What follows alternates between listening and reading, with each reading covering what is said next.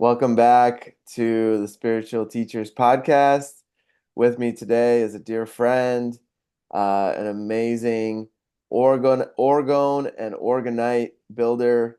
He's been studying the science and art of orgonite for 10 years. He's been making pyramids for 8 years. One of my dear brothers and friends. I'd like you guys to welcome Sher, um, also known as Sean, right? Welcome in. Yeah. Thanks for having me on, brother. I really appreciate it. I'm really excited to be on here with you. Yeah, man, I'm really excited to have you on. I know we've been friends since 2017, and we've you've taught me so much just with your presence and with the things you share on your social media and in the times that we have spent together over these years. And I consider you a one of my spiritual teachers, and I'm really, really excited to dive in. Today, we're going to talk about Orgonite, obviously, because that's such a passion for you. We're going to talk about this reality, like what is it, what are some of the theories, where are we at, like with is the Earth flat, is it round, like all these things we can dive into, and we'll see what Spirit wants us to wants to take it to. So. Thanks again for coming on, bro. Yeah, I'm super stoked. You're kind of like I appreciate all you said, by the way. And you're definitely like a spiritual teacher to me too, man. And I really appreciate you, bro. So yeah, I'm excited to dive in. Cool. Thanks, bro. So can we start out just like tell me a little bit how you got into Organite? What is it? And we'll start with that.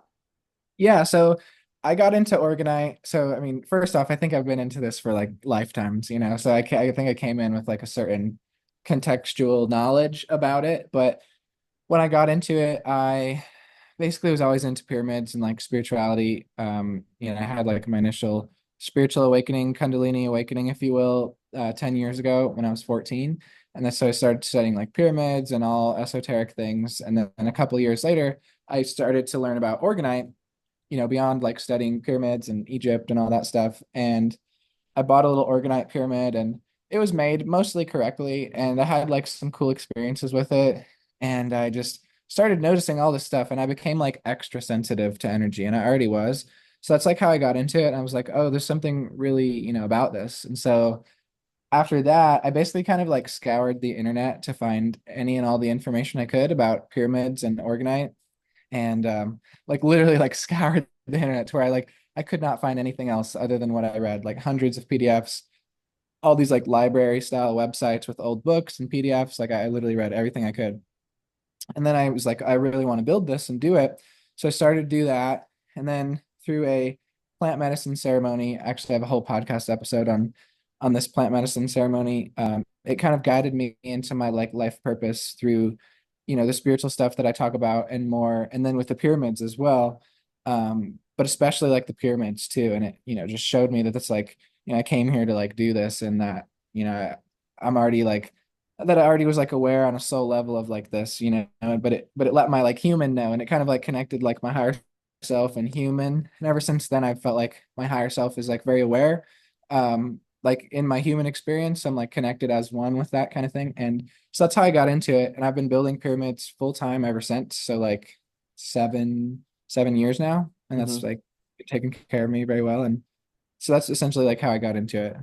Yeah, and your full-time job, right? Like Yeah. you're living your passion, you're living your what you're really your highest excitement, right? Like, Yeah, so full-time like research and development, which is the majority of the work actually is research and development versus actual building.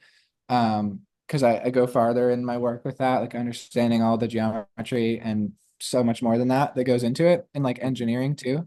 So that's like a large part of it.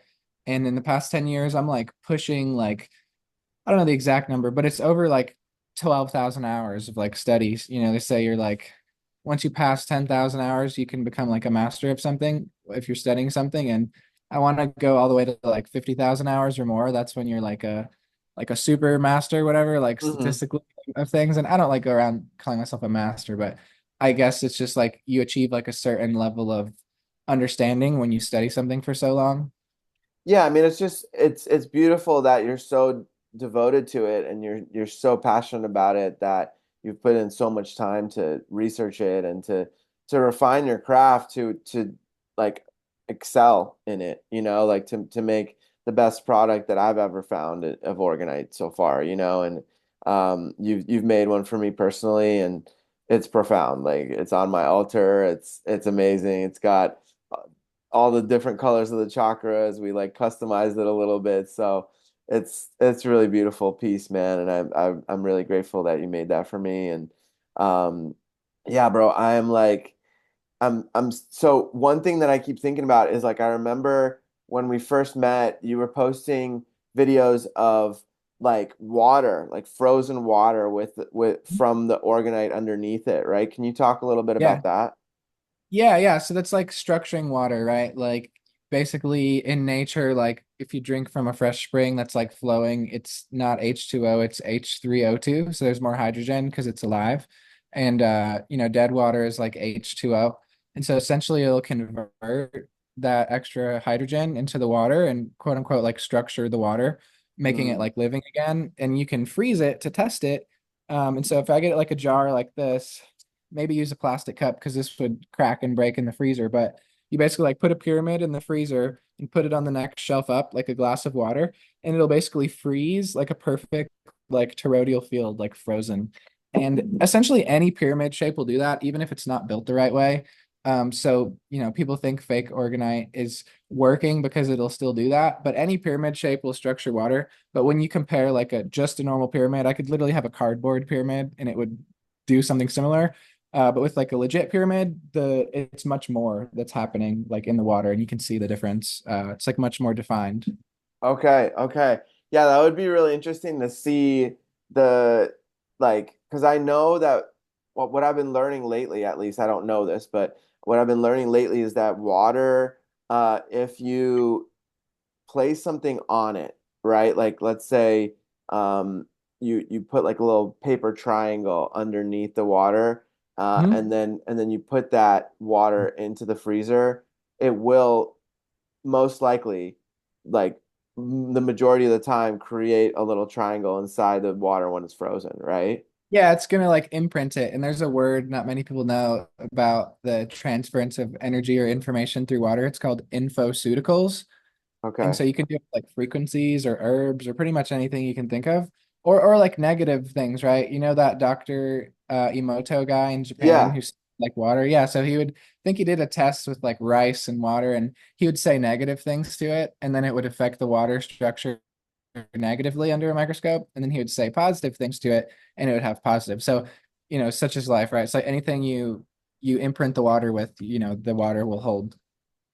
Yeah, like that study was fascinating because it's related to Reiki and you know he had these little jars, right? With like one would say love on it, one would say fear, right?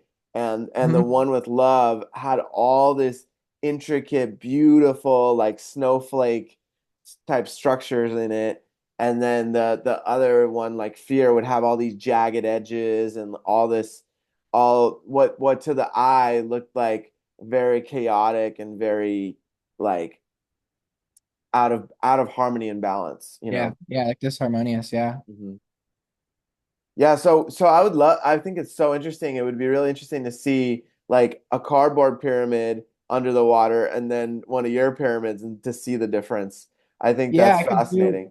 for sure. I could do I have like a fake organite pyramid, like one of the bunk like China made ones, and I could do it with that. And then I could do it with even like a pyramid mold. Like I could get one of the silicone molds I use or the Mm. plastic mold I use and experiment with that. And usually the full blown like engineered pyramid always has the best results, and you can taste the difference in the water. Not everybody's going to be so sensitive. People like to see a visual, but some people can like taste such a big difference, like right away Oh as yeah. well. Yeah, I mean like yes, the other day I bought Mount Shasta water Oh yeah. and in Encinitas and it is like it's the best water. Like I think it's one of the best waters I've Love that ever water. had. It's What it's is the it? The best. Eterna It's spring water or whatever? Or whatever yeah, that yeah. is. I think it's like Mountain Spring or something like that. It's so good, dude. And I mean, I go to the headwaters of Mount Shasta every year and get it fresh from the mountain, but it it's just amazing and I can totally feel and taste the difference because it has so much life in it. It has so many minerals, so much like it's traveled through maybe hundreds of miles underground to come out of this Yeah. mountain, you know? Yeah, and it filters through like certain sediment and rocks, and some springs have like a hard water, but Mount Shasta doesn't is not very hard. Like hard water means like a lot of calcium and stuff. Like when you have hard water stains, it makes like a white like dust almost from all the calcium. But yeah, like the best spring water is like soft, and Mount Shasta has some. It's pretty soft. It's like not hard water, and it's just like so nice, and all the minerals are like pretty balanced, and it's just so good. The headwaters have like the best water. Oh yeah. Oh yeah, for sure, man.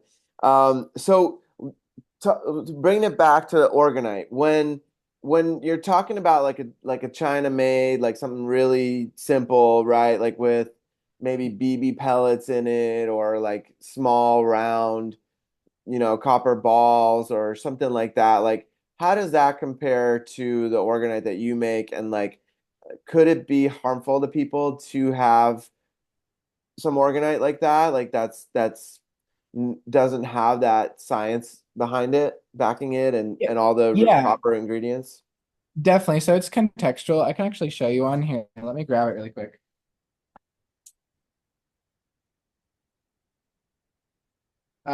So essentially I'll explain it too for the audio as well. So for the people on YouTube that can see it, and then the people who are only listening.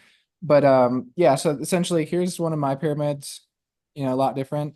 And then here's one of like the fake Orgonite pyramids. And so I would say yes, it is harmful for the most part, but the more you have of it, the worse off it gets, especially if you're working with like really big pyramids that are made the wrong way. That's when it becomes like a really actual threat versus like these can amplify, bad radiation, but it might not be the end of the world, especially if you're in like a rural area. It might just not do anything for you.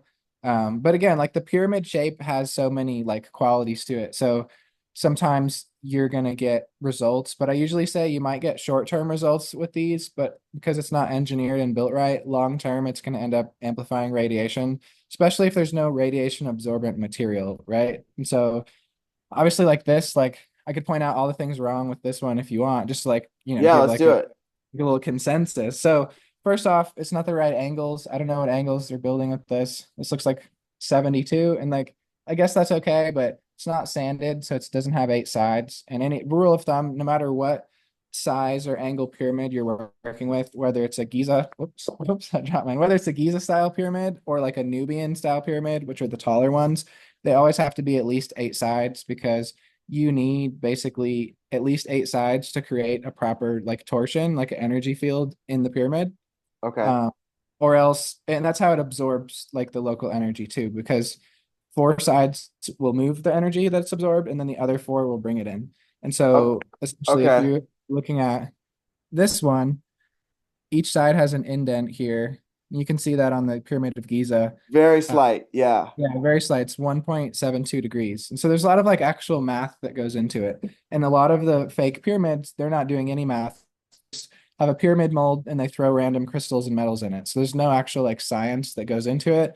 And the science that most people try to explain is like, oh, if you put crystals and metals in the pyramid, that's organite, right? But not really, because the guy who coined the term organite didn't only just use crystalline metals. He used like a specific ratio. And so it's supposed to be like a 1-to-1 crystal to metal ratio with iron and quartz, right? And so obviously there's not equal metal in here. There's a lot more crystals, which will end up amplifying the radiation. Because I mean, you can use crystals to amplify radiation, right? So like our iPhone is made with a LCD chip, liquid crystal display, has a shit ton of radiation. So it's like it's not always a good thing just because you have a crystal, that can potentially radiate something. And then the coils, people have this common mistake to wrap the copper coils in the quartz. And that's an opposing field to the natural current of Orgonite. Like you'll see mine, I don't have coils in anything that I build, like big ones or small pyramids, because it opposes the current of the field. It's like basically like when you put two magnets on the opposite end, they like push each other away. It's Mm-hmm. like that. So it's like Okay. disharmonious. And I don't use tensor rings either in pyramids. I love putting them on top of pyramids once they're done, but I don't use copper coils of any kind in pyramids for a reason, because the current that is created from the resin squeezing on all the materials is the proper current. You don't need anything opposing that. It'll make the pyramid weaker. And if you're doing something like this, I mean, it doesn't really have a field. Like this is like a paperweight essentially. And I mean, the copper is good. Like copper is great to use, but this is literally just copper, moonstone, and quartz, and it's not going to do anything for you. Like to clinically, like the clinical studies that show pyramids absorbing radiation are built with a 1-to-1 ratio of iron and quartz, and even the military uses pyramids to absorb radiation. You can look it up. It's called radiation absorbent material, RAM. You could just look up like for the people watching, like US military RAM. And so I use like radiation absorbent material in everything. That's the base of all my pyramids is iron and quartz. So, and I can hold EMF meters up to it and it goes to 0 right away. Whereas if I use this one, it wouldn't really be blocking anything. Okay. We use Okay. the with the pyramid. So that's Okay. like So really what is there, is there any benefit to that one from China? honestly, no, no, it's a waste of money. I wouldn't Okay. waste your money on it.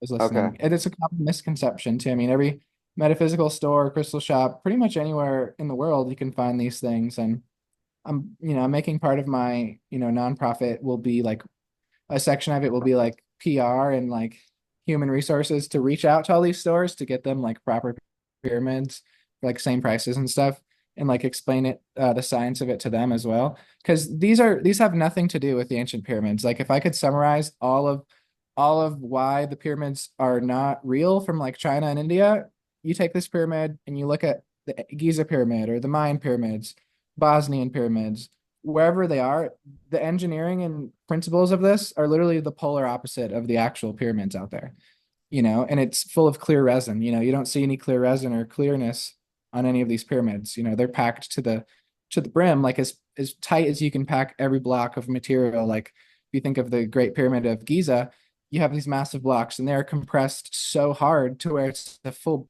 blown rock. There's no open spaces. The full surface area of every block is filled.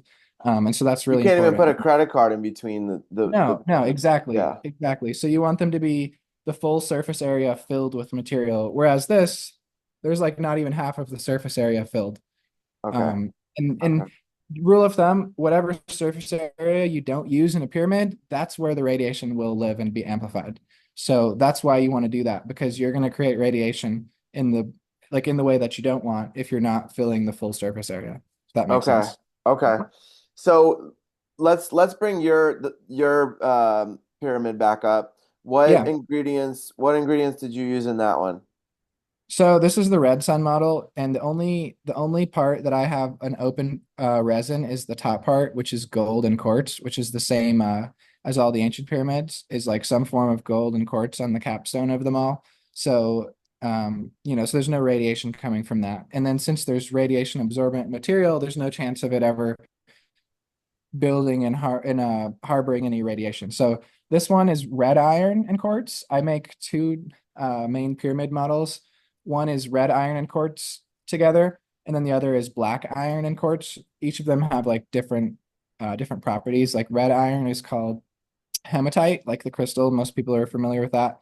And then the black iron is called magnetite. So the black ones are stronger for like radiation, where these are great for EMFs as well. But they're going to give you more of like an emotional harmony because of the hematite, if that Uh, makes sense. Okay. And so Okay. those are or go ahead, yeah. What about Shilajit? Or not Shilajit, Shungite? Shungite. Yeah, Shungite. Yeah, shungite's great. So I use two main ingredients in all of the pyramids, but there's about 20 more like trace ingredients as well. So it's like a full spectrum. It's not just two things. Um, that would make them really basic that way. Like there's a whole alchemical spin to it on top of just the EMF absorbing part. And it does absorb EMF, but a better way to put it is it's not going to block EMF. It's going to basically create a harmonious field from it that doesn't harm you. So even though I can take this to an EMF meter and it'll go to zero, that's not necessarily the best way to explain it. The best way to explain it is that you're basically converting the type of magnetic field to where it's not harmful. So that you can still measure the EMF in the room, but when you put the EMF next to the pyramid, it goes to zero. But if you're measuring the room, you'll still see the EMF, but it's not going to be harmful. And you can see this in studies like on a cellular level when they put a pyramid in a room or clean up an area of EMFs to harmonize it. You'll see that it isn't harming you on a cellular level anymore. Okay, so the pyramid, the Orgonite pyramid is basically like, correct me if I'm wrong on this. It's basically ta absorbing the radiation, uh, converting it to a different charge. Is that what's happening? And then Yeah, like emitting absorbing it and that? transmuting it essentially, like Okay, the in layman's terms. Yeah. okay, Yeah, I okay. could get all sciencey with it, but there's probably plenty of beginners like trying to understand as well who'll hear this. For sure, for sure. So, okay, and then that brings up the question, there was a scientist, I forget his name, but he might have been the one that created Orgonite, where he made like this whole little box that humans could crawl inside. It was lined with Orgonite, right? And then people would go inside there and they would get healed from cancer, they'd get healed from all kinds of different illnesses, right? Right, Wilhelm Reich, yeah, was his name, and it's wild because he actually did a lot of his work like literally right where I grew up, Oh, like wow. so I grew up like right on the edge of the reservation, like the most southwest point of Phoenix, Arizona, and it was just 100 miles of reservation, and that's the same reservation he did all that stuff and all of his testing with making it rain and everything. It was literally right where I like started and did all my work too. So like Wow. really cool. You might be And a reincarnation of him, bro. I thought that. I was like, I wonder, like, makes me think. I don't know, man. But regardless, it's really cool. Some kind of quantum like connection there. But as far as I know, he never built pyramids. But to put it in like a summary, we're working with like the same energy. So he Okay. basically built what's called an orgone accumulator box, and there's like handbooks on how to make them. And he has a museum, I think, with one still. I totally forget where it is. It's on the East Coast somewhere. It might be in Okay. Boston. I don't know if that's correct. It's somewhere on the East Coast, but yeah, essentially he would heal people of that, and he discovered that there is like positive orgone energy, which is like positive life force energy, and then deadly orgone energy. And when Oh. you're with somebody, to heal them, you basically need a balance of the two, like yin yang kind of thing. You can't have Oh. one. And so a pyramid, for example, the inside of a pyramid, when made correctly, is where all the deadly orgone is.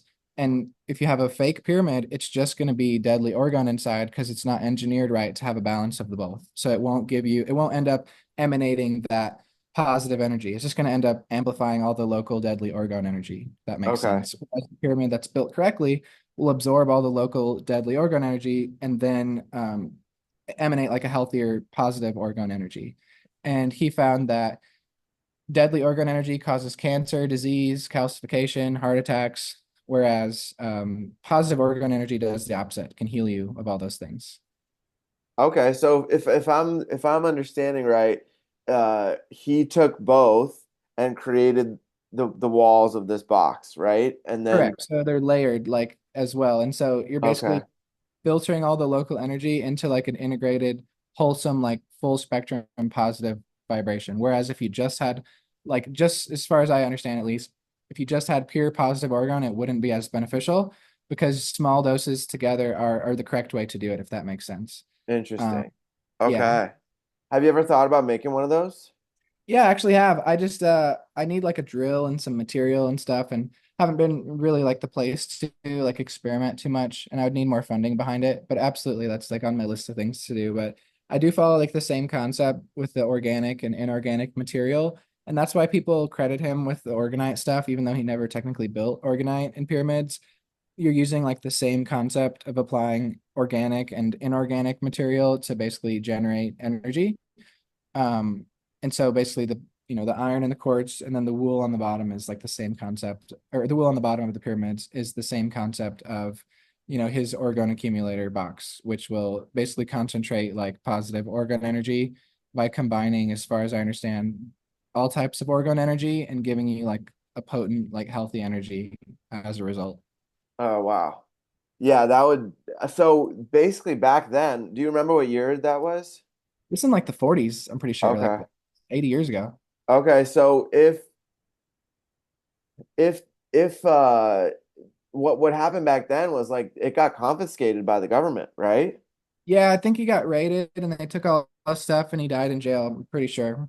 Okay. It's a story, but um yeah, so like they did take all of his stuff and I know that they've piggybacked on all of his research, with the military and all that, the US military, and have applied a lot of that stuff to um their own essentially like technologies. Mm-hmm. Mm-hmm. Okay. Okay. Well, yeah, that's fascinating to me. Absolutely fascinating to me, like uh, the way that he was able to help these people, was absolutely mind-blowing to me, you know. Yeah, And yeah. that was the time of Edgar Casey too. Hmm. And for those that don't know about Edgar Casey, he was like he would go into a trance and he would like channel and find information from the future, the past, the present. Like people would come to him and ask him about, hey, do you have a cure for what's happening to me? The doctors don't know what's going on. He would send them to another part of the country. He'd tell them it's behind this shelf, like crazy channeling, like just, and he had Yeah. all his records are still in Virginia Beach at a museum. And Wow. he's like on that level, just like super Yeah. I've advanced heard human. the day he died too, as well. Yeah, he talks a lot about Atlantis. He talks a lot about like he talks about how Siberia is going to be like potentially on one of the possible timelines. It's going to be like the salvation for humanity because it's so untouched. And yeah, it's really interesting.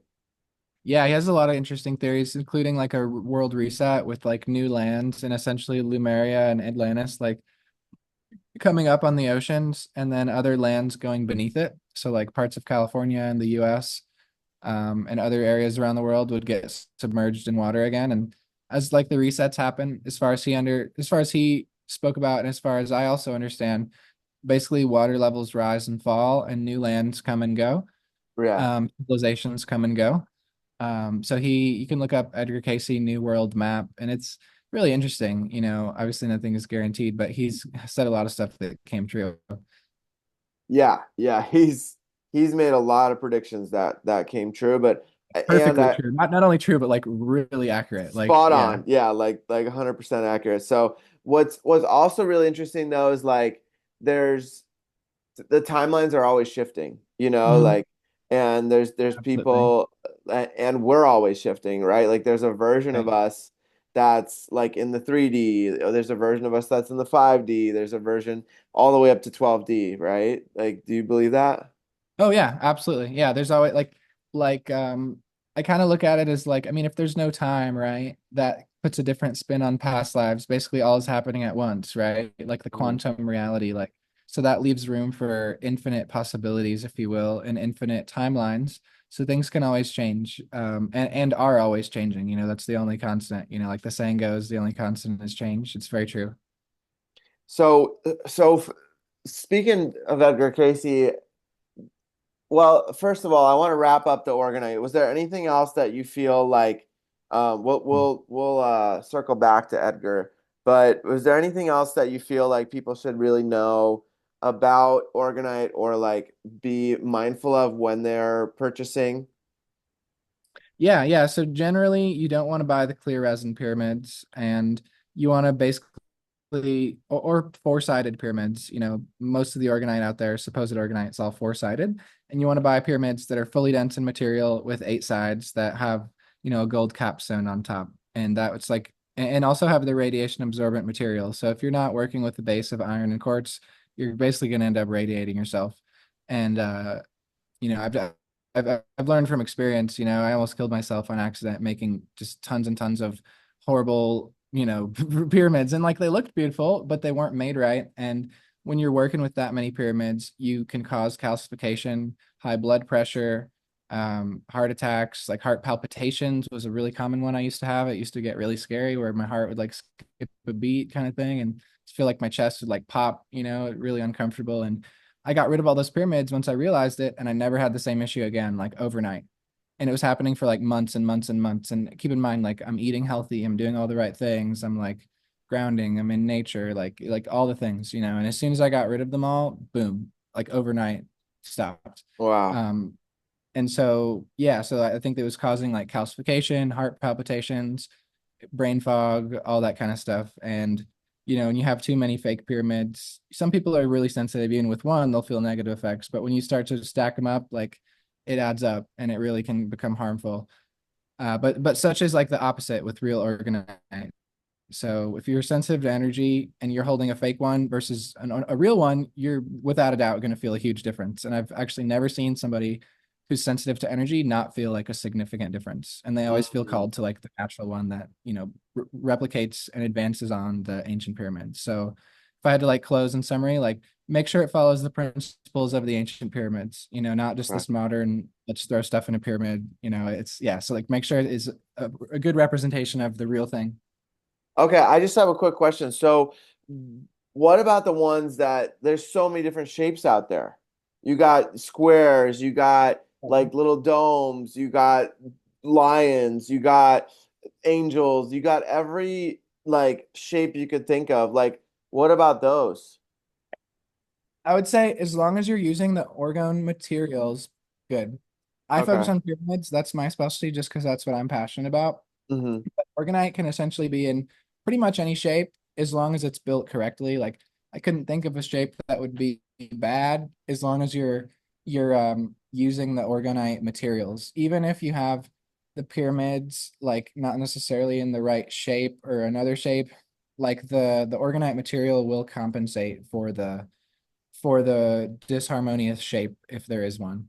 But then it Okay. would make the shape a little weaker. It wouldn't be as strong as like a fully engineered sacred geometry pyramid, but it wouldn't be necessarily harmful because it's built with the radiation absorbent material and material that will like produce orgone energy, if that makes sense. Okay. Okay. Yeah. So Yeah, you're because I still build like creating a pucks. toroidal field basically, right? Yeah, Regardless yeah. of the Yeah, I the build like shape. pucks. I'm working on like developing a necklace too, and like I bury pucks around and like called like tower busters, and those work great. The most important thing is the materials, and I think the most effective way in combination with the right materials would be pyramids for sure. Okay. Okay. All right. And what about like other sacred geometry like the Merkaba? Have you ever worked with those structures? Yeah, that's basically two pyramids together. I'm actually working on getting a custom Merkaba mold. I really resonate with it. And actually, my logo for my nonprofit Orgonomy, which is like my company, I do pyramids. That's my company name is Orgonomy. The O in Orgonomy is a Merkaba. So Oh, I nice. resonate with the Merkaba. Great shape to use for sure. Same with like any kind of like torus shape as well. Okay. Okay. Yeah, so I mean so for those people that don't know what the Merkaba or the Merkaba is, um can you talk a little bit about that? Yeah, so I mean it's kind of like a representation of yin and yang, like higher worlds connected to the lower ones, and it's essentially two pyramids like merged with one another. One is facing upwards, one is upside down. So it's like imagine if I had these two pyramids and they're like merged together, right? It's not quite like this, but I more have if it it. here on my arm. Oh yeah, that would work. Yeah, that's a better representation of it. Yeah. So it's essentially multiple pyramids together. And yeah, I really resonate with that shape and yeah, it's a great one. So for those people that don't know, it's also basically a transportation vehicle for our soul, Hmm. for when we meditate to like basically go out into the cosmos and for our soul to explore, right? Yep. And to come back and bring that knowledge and information back into this vessel and to ground it into this reality. Yeah. 100%. It's like it's also a great like protection sigil as well. Like if you like pray a Merkaba like over yourself, kind of thing or over other people, it can help protect them. Hmm. Yeah. Hmm. Yeah, and I'm still learning about it, you know, like I think there's way more to it, but um it is definitely a powerful sacred geometry, like hands down. Yeah, I think the like scientific shape term is called a like a tetrahedron too. There's like dodecahedron, which is 12, a tetrahedron, um, and that would be like the Merkaba. Okay. Okay. Yeah, I would love to see some of your work in that shape. Wow, thank you, bro. Yeah, I gotta hit up my buddy who makes the molds and get one from him soon. Yeah, you know, I just had that idea, you know, like if what if you took the negative orgone that we were talking about and the positive orgone and made one of the pyramids one and then the other and like merge them together in the Merkaba. I wonder how what effect that would have if those layers were so powerful for people. Yeah, I think it wouldn't need to be layered. You just kind of build it the same way as one. I wouldn't have to do separate ones. Hmm. Because as long as you're, because essentially, like with when people talk about layering in the fake organites, you're gonna see like there's might be a crystal layer when it's all clear, by the way. There's it's not fully filled in. There might be a layer with just quartz or whatever crystal, and then the next one will be aluminum or copper. Like that's not necessarily the right way to layer it. You're gonna end up with like 4 or 5 layers in a small pyramid, like the one I was just talking about. But when you're using powdered material, like there's billions of layers in even this small pyramid. Does that make sense? Like every iron and quartz particle is a layer. So there's it's like infinitely like exponentially stronger. Versus like so like that's essentially like how you would describe like the layering. Okay. Okay. Yeah.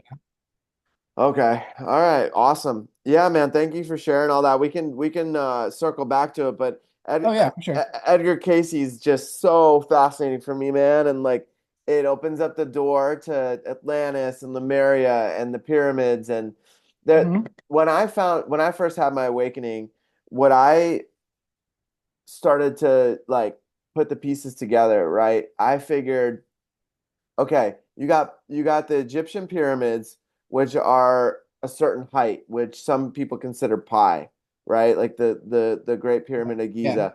And then in Mexico, you have the Sun Pyramid, which is exactly half pi. It's kind of Mhm. like that pyramid kind of like squished down a little bit, right? Yeah, that's known And as like a cubit. You can cut it in half and it still applies because it's following the same pattern of okay. technology. Yeah. Okay, so yeah, when I learned that, I was like, okay, there's no coincidence here. Like, obviously, there was some kind of civilization that knew how to build pyramids, and at one moment in time, the continents were either connected and they were there, or more likely from you know scientific studies of how old these pyramids are, more likely was there was a civilization like Atlantis or Lemuria where the people that survived that civilization destruction went to Egypt, built the pyramids there, and another part went and built the Mayan civilization and built the pyramids in Mexico. And you know, that was one of the major pieces that came together for me. And then Edgar Casey confirmed that for me when I started learning about him. Yeah. And and then now that I'm learning more, there's like they're finding pyramids all over the world in China, in Turkey, I believe, and in the Middle East, Hmm. all over the Yeah, place. I actually know of 3 in Arizona, like off the top of my head, that I've found myself, and Oh they're like wow. calcified, covered over, and they're perfect angles of the pyramids and everything. Okay, so is that around Phoenix? One of them's in Phoenix. It's right next to Piastwa Peak in like downtown Phoenix area, just hidden in plain sight. And then the other 2 that I know of are in Sedona, Okay, okay, where I live now. Yeah. okay. Yeah, I mean, it's it's fascinating to me to think about that. And then um so also when you look at the top of the structure of the setup, right, of the Mayan land around the Sun and the Moon pyramid in Hmm. in Mexico, I believe it's the Mayan land. Um, Hmm. and so when you look at it from above, it looks like a microchip, like in a Yeah. computer. Yeah. Same with Egypt too. Yeah, Yeah, yeah, same but concept. with Egypt, it's interesting because a lot of it's under the sand still, and they're finding stuff like way deep under the sand, like full on structures. Like to this day, they're finding them. Right. Yeah, there was a big thing that people don't realize is like there's been like resets that covered up all these pyramids, including or destroyed them, including Egypt and mostly worldwide. And even the Mayan pyramids, I posted about this before. You can look up, I mean, for those watching, look up Mayan pyramids first discovered and look on Google Images and look at all the images. It's a hill of dirt. They took all Oh the dirt yeah. off and then there's a massive like pyramid that's untouched. Like, so there's some sort of thing called the mud flood that took out all these places and covered them over. Basically, where massive amounts of mud covered all these civilizations, and then it hardened into soil. You know, Mexico's humid environment, right? So it was moist soil, it could be easily excavated. But in Egypt, that mud hardened into like stucco, limestone, like harder sand, and it's much harder to excavate all of that. Same with Arizona. It's extremely hard to excavate all this stuff because it's hardened over. It's in a dry environment. Hmm. Um, and so there essentially used to be like a whole civilization around the pyramids and in Egypt. And the pyramids in Egypt are definitely destroyed. They used to be smooth on the outside, you know, all the way up where the blocks weren't exposed and more of like a whitish color. Yeah, I'm getting chills because I drew them. I made this big painting where I drew them in that white color, like Wow. almost like a marble, you know? Yeah, yeah, like quartz. Yeah, quartz and it's crystalline, you know, and Hmm. pretty much none of that is there anymore. Yeah, and I mean, it's really, really interesting to me because um, if you go to Chichen Itza, for example, in the Tulum area of Mexico, which Yeah. is it's about 2 hours from Tulum, and if you go over there and you go to the main temple there in Chichen Itza, that's excavated and in a really, really amazing, like they've taken so many years to preserve it and to bring it back to its original form. But even some of the sides they're still working on it, you know. But then Yeah. like even in that space, you look around and there are many pyramids still just like you walk like 100 feet from Chichen Itza, the main temple, and there are many pyramids still there that are just you can see that it's a pyramid, but it's not but it's or a structure, right? Like but it's Yeah. covered in dirt still and rocks and trees sometimes, Yeah. Yeah. and they've done these lidar scans, right, of like of Central America, and they predicted that these civilizations went into the millions. Like these civilizations were Like vast. the people, the population. Yeah. Yeah, yeah, absolutely. I actually believe the population of the old world before these resets was way bigger. Like it might sound really far out or it might sound crazy, but it was approaching more of like 100 billion people versus the very small amount of people we have today. And it's pretty easy to prove when you start looking into things called like catacombs and stuff, where a single catacomb has 10 million dead bones in it. Like, and there's thousands of catacombs across the whole world, and most Wow. of which are undiscovered. And so, dude, what we're getting more like esoteric here, but like, dude, whatever what this reset was, I have my theories on it. Like, it was darker than we could possibly imagine. Like it gets really disturbing. Like what really happened, and I don't know. I can't give anybody an answer. A lot of people ask me, but like I don't know. I don't think any of us will ever figure it out. I really don't know. Do you think there was a giant flood? Oh yeah, for sure. But keep in mind, there's multiple resets. So, like, I believe in the biblical flood. That's the same flood that it destroyed Atlantis, and Atlantis had two civilizations, one underwater, and then one, on top of civilization or on the surface. And then great floods destroyed that. And then, as far as I know, from what I've studied, so the survivors of Atlantis sailed to the east and went to was called Hibernia, which is what Ireland used to be. And they basically formed like the original like Christian church. It wasn't called Christian back then, like the worldwide church.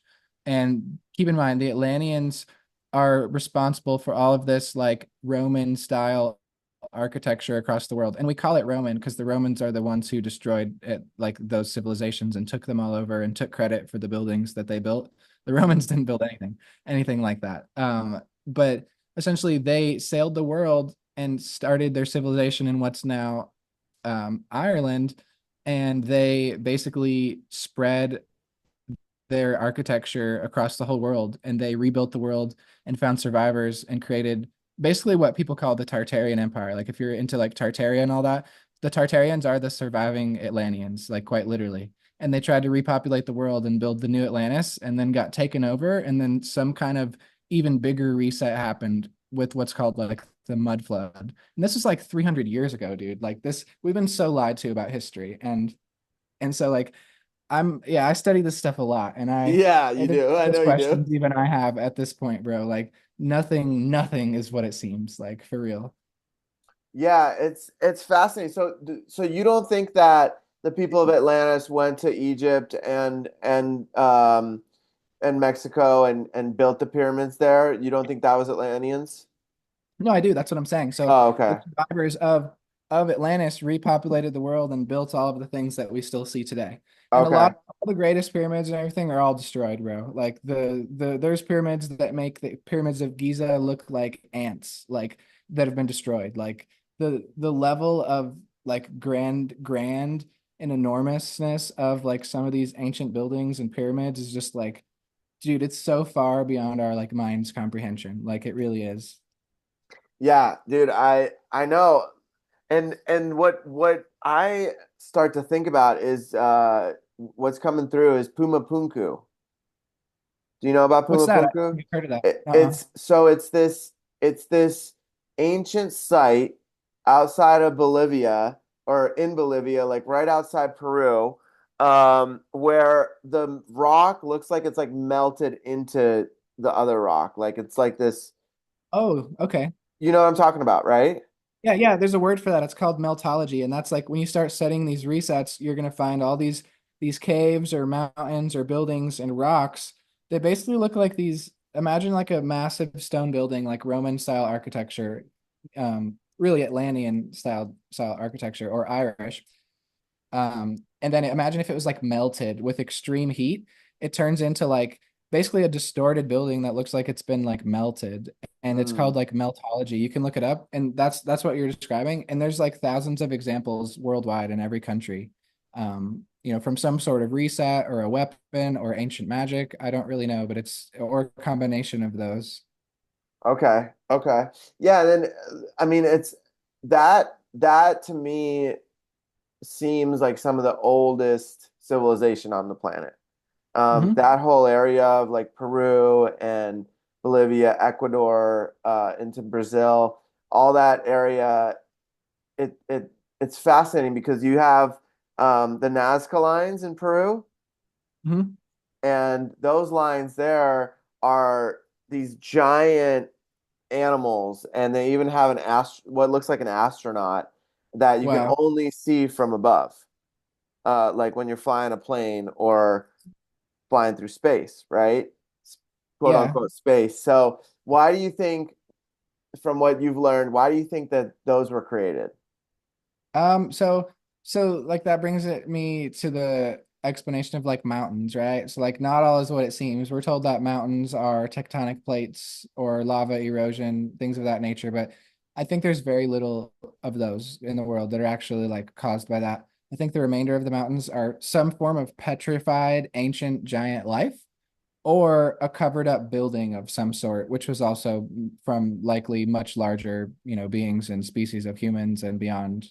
And so we're living in a basically literal, like decimated, ancient, magical giant world, like Avatar, but way bigger. Like Avatar is like the easiest representation I can give somebody, but like think Avatar on like steroids times 1,000. Like that's what more accurate of what it was really like. Hmm. Hmm. Okay, so those Nazca lines, those animals that they're drawing on the Earth that are so massive, miles across, like Who are they trying to communicate with? Like you're saying, what did you describe it? The Nazca lines? I haven't heard that term before. I've heard of the giant, animals that resemble mountains and stuff, but not those lines. What is that? So they're in Peru. There's these lines that they've drawn that are like many feet across, when you're Hmm. walking on Earth, like you can't tell that it's an animal. But when you're above it, like in a plane, then you can see how massive these things are. Okay, And so they basically like mapped it out essentially. Is that what you're with the lines? That's what you're saying? And they're yeah, called but the the lines are in the shape of, well, they have them all over, but they also have line, like they're in the shape of a hummingbird or a whale or what looks like an astronaut or like things like Mhm. that. Like, uh, do you think these people from that time were trying to communicate with extraterrestrials, or what were they making these for? So they made the lines in the shape. Is that what you're saying? Yeah, Did they like they make them? made them into like a hummingbird, for example. Okay, yeah, it could be some form of communication. They could even be, I think it's either that or they're basically tracing like a real ancient being. Like kind of how you would trace your hand and you see a hand, obviously. If you trace one of those things, you see what it was. Yeah. And there's stories in the Native Americans like this too. Monument Valley in Utah, they say that those are petrified ancient. I think they say bears. Correct me if I'm wrong, anybody watching, but some animal that they had a great war and they were destroyed through magic and petrified, and that created the Red Rocks. Oh, That's wow. and I believe all the red rocks are either petrified like ancient species or petrified buildings. And I live in Sedona. I study this every day. I'm actually going to start making a ton of posts showing how Sedona is a bunch of melted temples. Like, dude, these temples are like absolutely massive. Like Thunder Mountain, for example, that's an ancient cathedral that's melted. Dude, Thunder Mountain is like 6,000 feet high and 2 miles wide, like 2.5 miles wide. Like that's how big some of these buildings were. And that's one of the smaller mountains. Like there's ones that are way bigger than that. And it's, yes, it really is so mind blowing and it's hard to comprehend it. Yeah, yeah. So, I mean, there's so much we don't understand, right? Oh yeah, And yeah. it's I so mean, all hard I know to is that we know nothing, man. Like we're on the right direction, but we don't know nothing. yeah, I mean, I think out of a thousand piece puzzle, maybe we have like three pieces, or I'll speak for Oh yeah. myself. Maybe I have like five, four or five, you know, Oh, I but agree. I totally agree. Like, I think I understand. We understand that we know nothing and that not all is what it seems. And we got some of the pieces, but it's like at the end of the day, we're like infants in this. And whatever did walk this earth, like, yes, it was destroyed for reasons we don't understand, but like it truly was so much more advanced. And there's a lot of people, including Edgar Casey, I believe, that say that the world we live in right now is basically a samsara like karmic world from the ancient past civilizations that fell, and all of us have reincarnated from that past world. Literally every human on Earth, who's like not an NPC at least, to like Mhm. work out their karma in this current world stage, third dimension reality, and then that's known as like samsara. But we're all basically like we're all transmuting the karma of this ancient world. Whatever happened, I don't know, but there's all of us were involved on some level. I really believe it. Yeah, And yeah. that's like what also Edgar Cayce and all these other channelers say. We're in like a what's known as like a collective karmic time slot. Hmm. And yeah. Yeah, I believe that too. I think some people maybe, I totally believe that there are some souls that are older than others, you Mhm. know, that it doesn't matter how old your body is, you know, like someone like yourself at 18 years old, I remember you were speaking the most far out stuff that, you know, out of anybody I knew or even was listening to at the time. So, you know, age has a level of maturity to it, obviously, like in this reality, but it also, like, as a soul, the wisdom that we carry, I believe transfers over lifetime after lifetime, you know? Oh yeah, for sure. You know, the subconscious never goes away. You know, the subconscious is essentially like your soul and like your physical body holds all of that memory as well when you come into the body. And, you know, I believe your soul is like eternal. Yeah. And, you know, there's like even in like Christian you know, mythology or beliefs, like your soul is, you know, you're always your soul doesn't die. Pretty much every culture, you know, there's always some form of another side, you know, after if somebody dies. Yeah. Yeah, that was a big piece. I think I talked about in one of my other podcasts is like when I had my awakening, one of the biggest puzzle pieces for me that came together was reincarnation. Like there's so much proof, like that exists, and it's not like part of a religion. It's just part of a truth of this reality.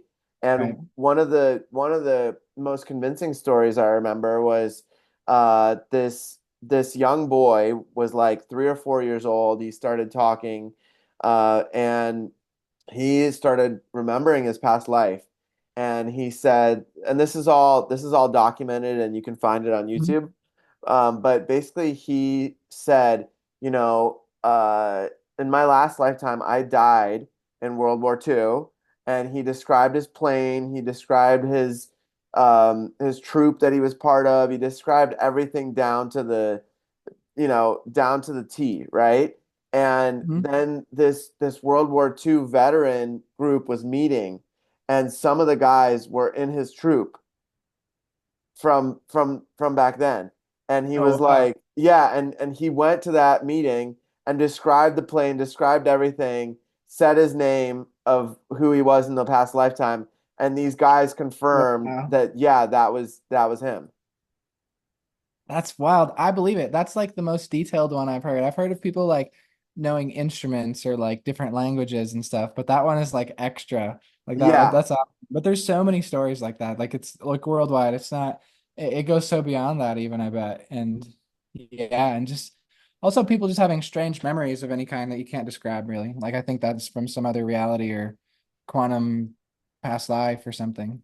Yeah, yeah, like I know for me, I've had visions, um, especially in meditation or after Kundalini yoga class.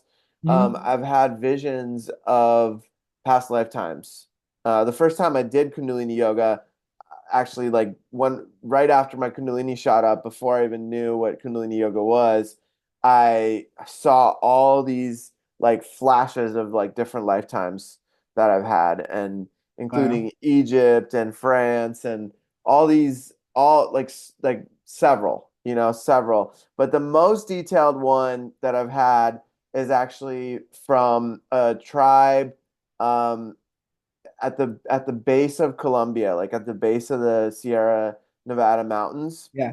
Um, and I was like the tribal leader's son, and it was at a time when the Spaniards were invading, and like I had all these flashbacks of like them shooting at me and me like paddling away in a in a Oh, in a wow. canoe type boat, and it was really interesting because in this lifetime I've connected with the tribes in the Sierra Nevadas, and I've actually done work with them one on one. And one of their first big missions was actually in Sedona, where they went and like connected to the land and like did all this work over there. And the land When that was that? Do you know the time around? I think it was like 2021 or 2022. Okay, Uh, and what you were saying, do you know what time frame that was? oh, from when I was there. Yeah, like were you seeing like my bad, I might have misunderstood what you're saying. Were you saying that you had a vision of Sedona, or this was your direct experience? So this was in this reality, in Okay, this my bad, I life. totally misunderstood. Yeah, so in this life, they went to Sedona. They call them the main leaders of the three tribes are called the Mamos. Hmm. They're like the medicine men, and they go, certain ones of them go on missions around the planet to heal the planet. And Okay. my dad actually went to the trip with them to Sedona, Oh, wow. and at the same time, I met someone in Tulum that was telling me about what about them and about what they were doing. And there's this whole fascinating story with how I found them again.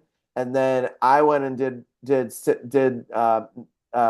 9 ceremonies with them around Matotepila, which Wow. is a whole nother thing, right? Like that's an old, huge petrified tree stump. Hmm. That's called the Devil's Tower, right? In English, yeah. So they Correct. Yeah, they yeah. they named it that so that people would be scared of it, and they wouldn't go there. and Right. That and makes to sense. to the Lakota people, it's one of the most sacred sites. It's Mhm. where they do Sundance. It's just like it's it's such a sacred site. So we did 9 ceremonies around it with the mamos on this trip, and then I did 9 of my own where I left like really beautiful crystals and things like that around, and then we went to the Black Hills and we in South Dakota, and we did some healing work there as well. And we connected with Nice. they saw bison for the first time, and Oh yeah. they were so stoked about it. Yeah, I have some videos and photos of them. So Oh, so yeah, that lifetime, so for whatever reason, in this lifetime, I feel very called to have worked with them and to continue to work with those people to help them and to learn from them because they're the most connected beings I've met to the planet. Like they are just so in tune with the earth that I've never met anybody like to that degree of connection because when they're born, the men that are chosen to be a mamo, they Mhm. actually are placed into complete darkness until they become a man. So until they're like 13 to 16 years old, they keep them in complete darkness. So the mom will Wow. come in and feed them, but they're completely isolated. And in that darkness, they learn to connect to the cosmos and to the spirits and to the planet, and Wow. they because of that they just navigate this reality in a completely different way. And then there are some of them, select few that they choose to become like very high level mamos, and those mamos they continue to live in like a cave where they don't shower, they don't shave, they just eat a very specific diet of roots and things like that so that they can guide their these people on these missions and still stay connected to the earth and also to the cosmos of all the extraterrestrials and everything like that. Wow. Yeah, that's powerful. Dang, that's really cool. Yeah. And what, they're are they Native American tribes or what did you call them? They're a native tribe to Colombia. Okay, I gotcha. Yeah. South America. Well, So there's still technically Native American. Yeah. yeah, well, native, I guess South American. Yeah. So there's 3 tribes. There's the Kogis, the Aruacas, and the Wiwas. And they're all like they all like share a similar culture, but Hmm. their names are different depending on how high in elevation they live in the Sierra Nevadas. Interesting. Wow, that's really cool. Yeah, Yeah, I think the we're talking about how the Americas are like ancient earlier. I think they're the most ancient standing lands right now are the Americas. And there's like the historical narrative we're taught is like history starts from east to west from Africa, right? But it's actually, from what I've studied, is the opposite, and it goes from west to east. Um, where Atlantis, Lemuria are west, and then the survivors go east, and then repopulate the world from there and go back west again. But it did start like western, and even a lot of the animals in the east actually were taken to the east, right? Like for example, like big cats, like jaguars and all this stuff, like all those are native to America. Like my literal neighbor, like saw a black panther like run through their farm. Like there's mountain wow. lions, black panthers, like all these crazy wildlife that shouldn't necessarily be here that are actually all native here.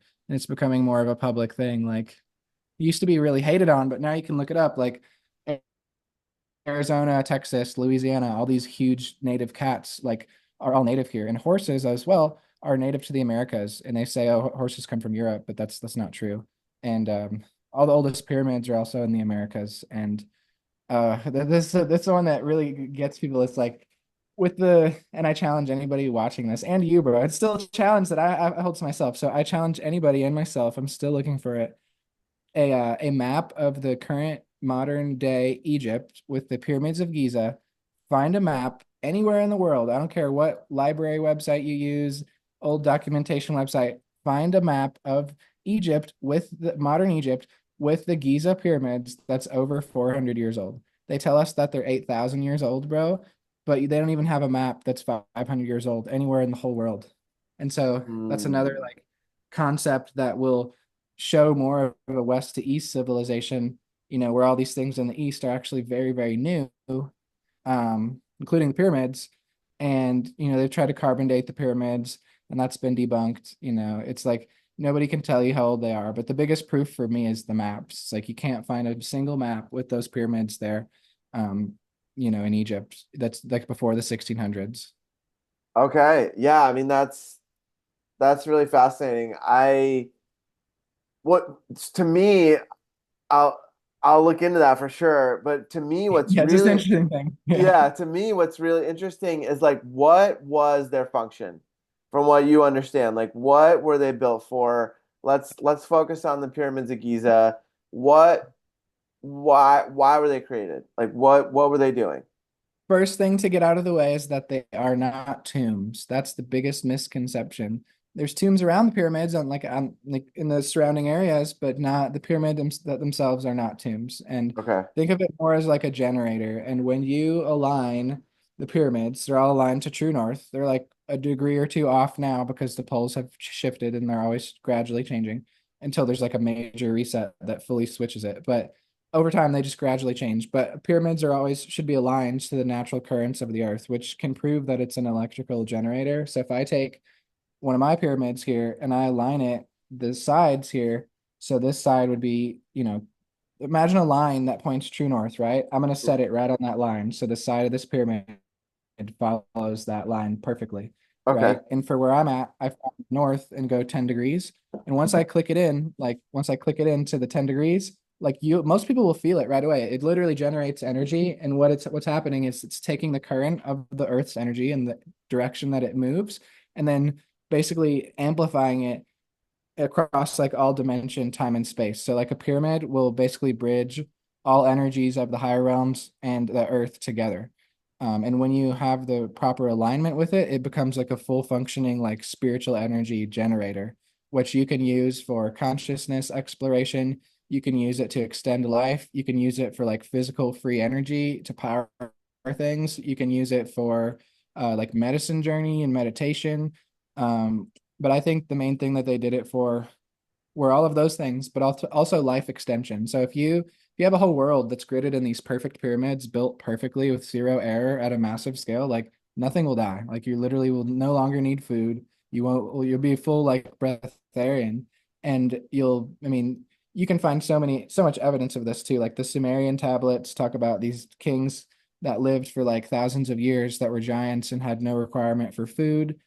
And then when it comes to all these old world buildings, which we could talk about too if you want, that are in relation with the pyramids that are built with the same architecture, the same like principles. They're all aligned to the true north and stuff. You basically create like this entire worldwide grid of energy that is like a golden age. Basically, like a golden age isn't just like consciousness, right? It's actually like the architecture that held it all in place and grounded it all into the physical realm. And it was worldwide. And essentially, you had a free energy golden age society before the one that we're living in. And with all these ancient buildings that were so massive, the weirdest thing, and I've looked at thousands of these buildings, bro, like thousands, and other people have done this too. Um, and none of these buildings, no matter how advanced, the pyramids, the ancient temples, whatever it is, you'll never find a bathroom, not a single bathroom or a sewage system in any of these mega most advanced buildings ever created, ever worldwide. Not a single one has a sewage system or a bathroom. And some of these buildings have hundreds or even thousands of rooms. And so it just makes you really wonder, like this golden age society was some sort of like breatharian fed off of energy like society. And the ether and the the magnetic field of the earth was like exponentially stronger than what it is right now. And so it you didn't really have a requirement for food, and there was no death essentially. Like death was a choice. Somebody died, they'd likely consciously like reincarnate or stay in the higher realms. And but nothing really died. Like yes, you could like kill something or somebody, but like beyond that, like nobody really died. Like it's again, that is also really hard to wrap my head around too. But I really believe that's how the world was. Okay. Okay. Yeah, this is all really interesting stuff, man. Yeah, yeah. So okay, why? Okay, so it brings back the question of like, I know that they've proven and shown that the pyramids that are in Egypt are aligned to Orion, right? Mhm. Orion's belt. And Yeah. so right now they aren't aligned anymore, right? Like Yeah, they're just like slightly off. like Yeah. 2 degrees off or something, right? Yeah, or even less. It's like a tenth of a degree or something like that, like just barely. Okay, so is that why they're not producing those positive ions anymore, or why are they not working right now? Well, I think they're still producing it to some extent, and it's virtually impossible to fully destroy it because it's massive, unless you just took apart the whole thing and disintegrated the whole thing. But no, it's not fully functioning because it's however it was built. I mean, they even in modern history, there used to be riverbeds flowing around those pyramids as well, and like for the Giza pyramids, for example. Yeah. And so whatever had them fully functioning isn't there anymore. So they're like partially functioning, like broken. Think of like a broken Orgonite pyramid built the right way. It's not going to be fully functioning, but it'll still work a little bit. Okay. So yeah, I know that there was a river right there, and I know that part of like I've done a lot of research on this too, and like I I know that or I assume that from what I've learned, there was a river flowing underneath the pyramid underneath Hmm. the Great Pyramids, and that river was what was part of the process of like the like what we talked about earlier, the H3O, right? Like that H3O was involved in creating these positive ions for the whole world and for the community, especially around there that the civilization that was there. Yeah, definitely. And I think you're talking about negative ions, by the way, because that's what like running water Yeah. produces. Yeah, Yeah, yeah, yeah. yeah. That's Positive what I meant. ions would be like radiation. But yeah, and so essentially yes. And the modern spin of the pyramids that I do, like, it's compensated for that because I am aware that all of these buildings and pyramids had some form of running water. And so when you use like the extra orgonite producing material, it compensates for that lack of a current because you're picking up off of the Earth's current as well, rather than just water. And it also becomes more important the larger the pyramid you build as well. Because if you have something at that massive of a scale, you're going to want all you can do to keep that flowing, like that energy flowing. So running water is like key. But if you're Okay. working at a smaller scale, like I haven't built a 1 mile tall pyramid. I'm working at like household things and a couple feet tall for like bigger properties. But so essentially, it's like the bigger you go, the more you have to take into consideration, is what I'm trying to say when it comes to the pyramids. And running water had a huge relationship with all of the ancient architecture as well, because they Okay. would pull energy from the water as well, Okay. like the water and together. You can do one or the other, but they had it like fully maxed out to where they're taking advantage of literally everything they possibly could to create free energy. Okay. Okay. And what do you think they were using? Like, I know we mentioned a couple of things that they could use it for, but do you think it was because Edgar Casey said that the tools that they used to build the pyramids was hidden in a small room underneath the left paw of the Sphinx. Do you Interesting. remember? I've never heard that. No, I haven't Oh, heard that okay. one. That's news to me. That's cool. Yeah, yeah, he one of his channelings was that there was all this like technology that isn't around right now or is modified Mhm. from that, but there's this chamber that is under the left paw of the Sphinx that had storage of all these tools that were either used to help build the pyramids or was involved in their society, Mhm. and I think he mentioned that it was some type of laser technology, Mhm. like Yeah, that's definitely more than possible for sure. Were they what you said? where they use these lasers to cut through the rock.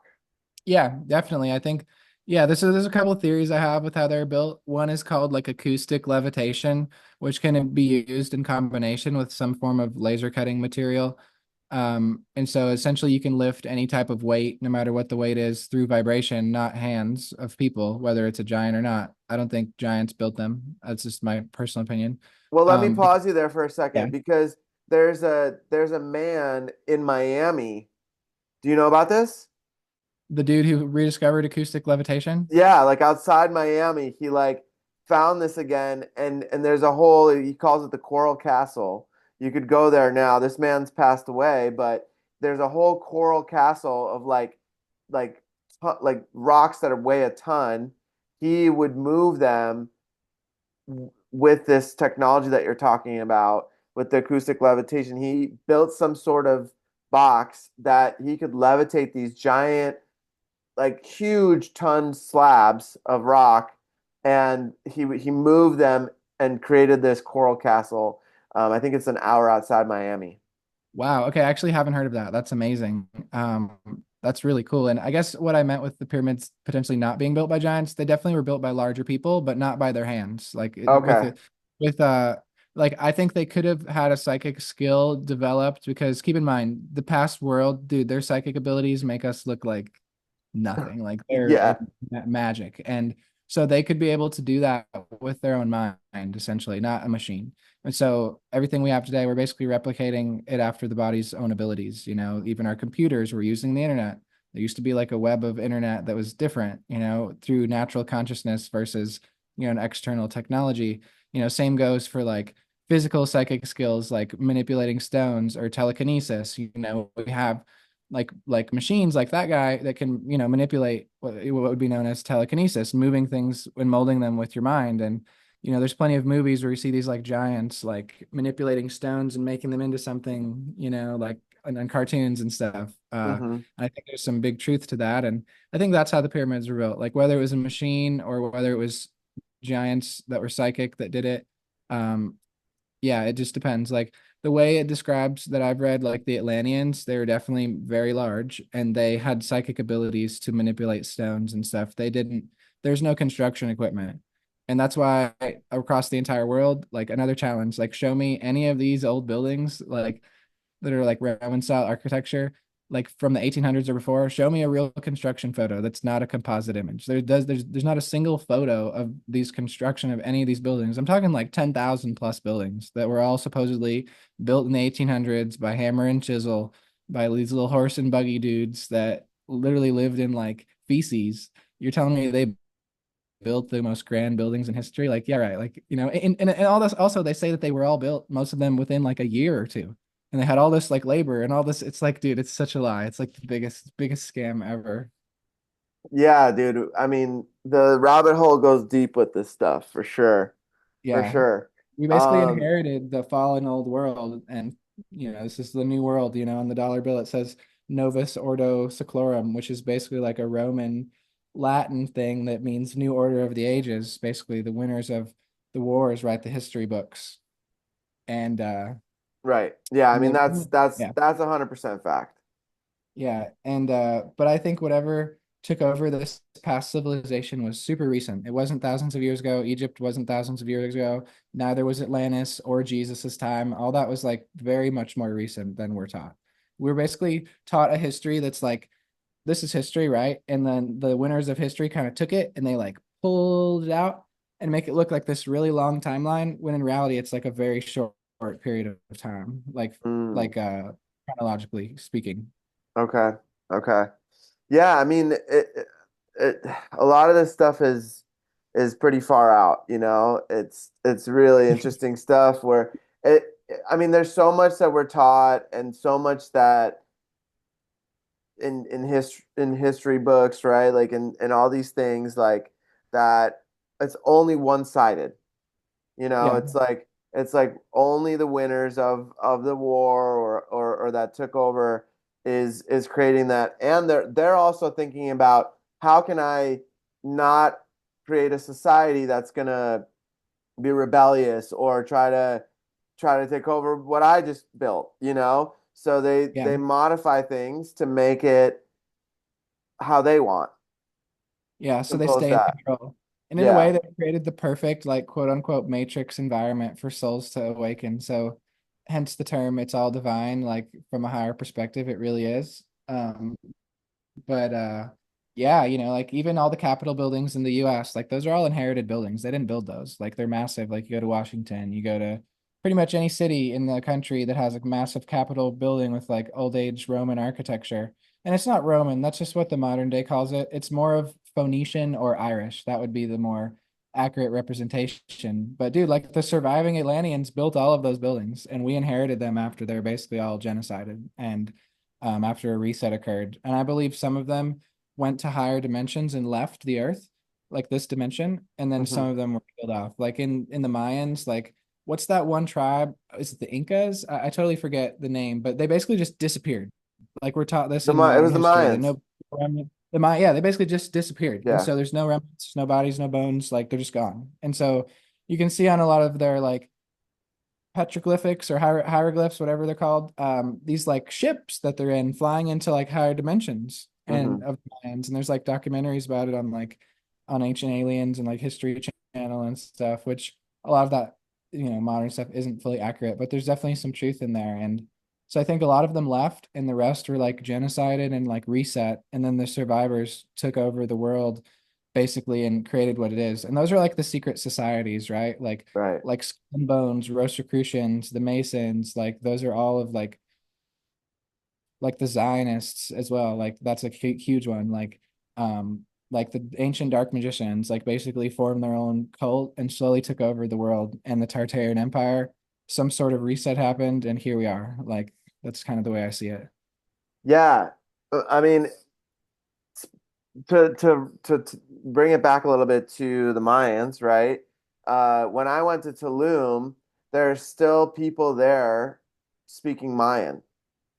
Oh wow, that's good. That's a So good. that was really interesting because I didn't realize that there were still people that spoke the original Mayan language. Mm-hmm.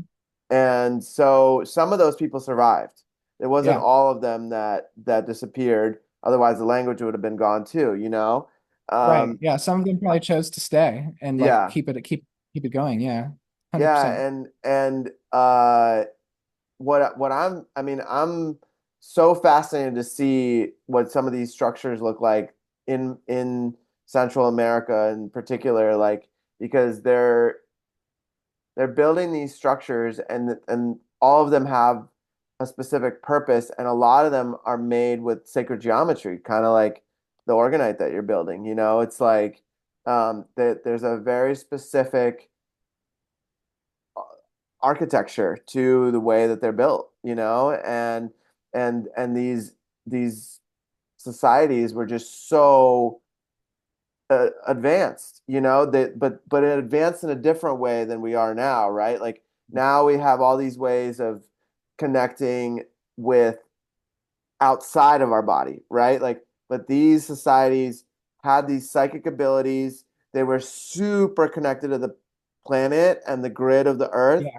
and the Yeah. water Everything was was all, organic. Yeah. you know, the water was all not polluted. The earth was all, you know, you could grow crops. You know, we're just like that's a whole nother topic, right? Like Yeah. how much we're being poisoned and how we're um, on every level being attacked, right? But at the same time, um, it was a it's hard for me to even grasp like how advanced they were because they were navigating from such a different angle of consciousness, I guess you could say. Like they were, Yeah. Yeah.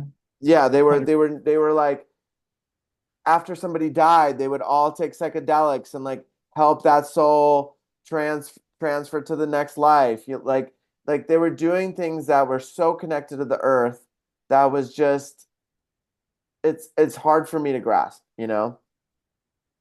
Yeah. They were basically, man collectively was one with the universe, God, and the earth herself. But everything was organic. No, I mean, I'm not talking food. I'm talking like just the whole reality of things. Like we live in such an unnatural, like inorganic reality now. And we're going back slowly to the organic reality, but they basically had that all figured out on every level you could think of, Yeah. Yeah, and I've yeah. watched I've watched many shows on Gaia, which I think Gaia is what like one of the most reputable sources in today's world, you know, because they talk about a lot of this stuff that we've been talking about on this podcast.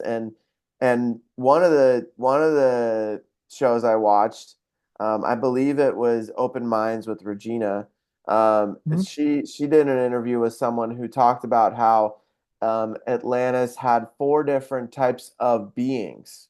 Mhm. So like there was human beings, then there was like grays, what we consider gray aliens now, like they also Right. live Yeah. there, and then there was two It's other like their types of assistant. beings. Sorry, What's I that? didn't mean to interrupt. Oh, sorry, I didn't mean to interrupt. Yeah, Greys were created in Atlantis supposedly, and they started good, and then they were part of the reason it got destroyed. And they're like essentially their assistants, like for workers and stuff. But you said there was human beings, the Greys. What were the other two? I forgot what the other two were. But they were I think they were humanoid. Like they all walked on 2 feet, had that 5-star pattern is what they call it, where you have a head, two Right. arms, and two legs. And from what I've learned with different shows and different people that are really involved in all of this, was that no matter where you go in the galaxy, that 5-star pattern is is kind of like the mold. Like regardless of what the beings look like, they all kind of have that 5-star pattern of like two arms, two legs, and a head. And Right. and like the way I perceive it is like some of the animals that are here, like let's say a praying mantis, right? Like those beings on other planets have evolved to be the dominant species. So Hmm. like they have become the like on Earth it's the chimpanzee, right? Or the ape, right? That Yeah, evolved yeah, that was modified or evolved or whatever people believe, right? Like to become the dominant species here, but like on another planet somewhere in the galaxy, the mantis, for example, became the dominant species, and they grew to be larger and smarter and walk on 2 legs and things like that. So and yeah, and that can go for, there's water planets, right? Like there's planets where there's like whales and dolphins that are the dominant species of the highest intellect, which I believe they are the dominant species of intellect on the planet here too, but that's a Mhm. whole nother topic. Oh yeah, for sure. Do you believe in like planets or like what's your concept of that? I'm Well, curious. that's like, yeah, I was gonna ask you about that too, like because I know one of the things that you talked about was how we're in a cell right now, and I mean, I believe that we are like everything's fractal, right? Like everything fractalizes down. And so I believe that there is like the planets are actually other cells of a giant being that we're inside of. Like the being is so big that it's unfathomable for us Yeah, to. the universe is the Earth, right? 100%. That's the way that I would say that, like that I've Mhm. always said. Because it's I totally believe what you're saying. And like the one thing that's interesting is that if you look up the original definition, like an etymology of the word planet, it actually means wandering star. And so there's technically no such thing as a planet, and they're all stars. And ancient definitions of stars are basically dimensions. So every planet essentially, quote unquote, is like another dimension. And like it can't be Mm. it's not a physical thing. Like they say, oh, we're gonna land on Mars. Like Elon Musk, or land on Mars, all this. I just think that's such BS. It's like, yeah, well, I'd love to see it, you know. And so I just think that there are other dimensions, and you know, there's only X amount of ways to like go to those, you know. Some I think you can go to physically, but others definitely not. And they're like higher realms, and like with the praying mantis beings, I've heard of like the mantoid like dimensions and all of that. Like I really believe in all of that too. And I just see them as different dimensions. Yeah, so like that would be like an easier way to describe it. But that's only like part of the picture, right? Because if planets are other dimensions, where does that leave like the concept of space? You know, like there's still so much to explain. You know, I know you and I have talked about this a lot, but maybe we can like dive into like, you know, the Earth and stuff if you want. Yeah, let's do it. I mean, wh wh one thing that keeps coming into my consciousness is like, what is Antarctica? What's the North Pole? Is that even a thing? Do you think that those are like actually ice like sheets, like huge ice barriers to a more expansive planet? Yeah, yes and no to the ice. In Hindu mythology, the earth is basically a mandala. It's like a more complicated word than mandala. I'm butchering the word, but for lack of a better term, we'll call it a mandala.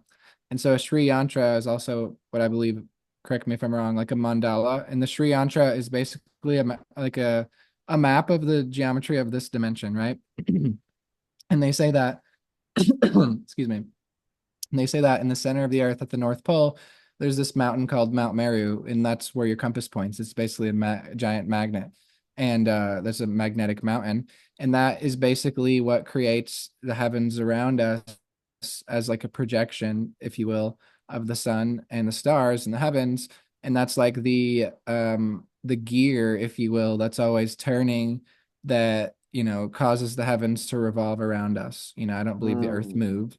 No ancient civilization believed that the earth moves. There's, I think, 22 verses in the Bible. I correct me if I'm wrong. It's either there's 22 about the firmament or 22 saying the earth is immovable. But I can think of like three or four off the top of my head in the Bible saying that the earth is immovable and it doesn't move and it stands still.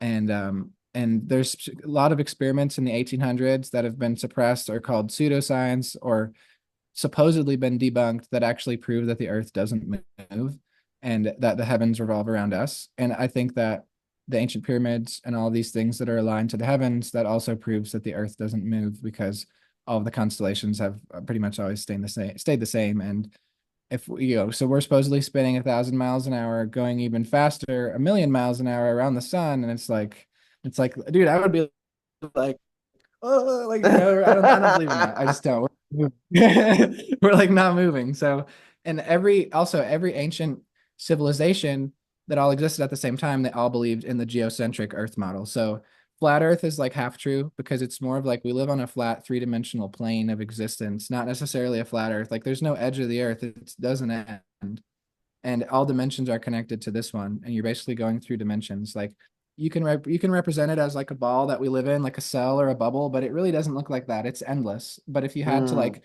define it to a shape, that would be the way to like explain it. hmm. So so essentially back to the Mount Meru thing to answer your question with the North Pole, I think that it is ice until it's not. And I think that the ice protects, basically from getting there. And you have to Okay. like there's I don't want to say there's none, but there's such few recorded human beings ever going there. And I think that the advanced civilizations existed there and had knowledge of it and went there and were even lived there. But now it's like I don't even think the military or anything can go there. I think it's like naturally protected by like the higher realms and nothing can really touch it at this point.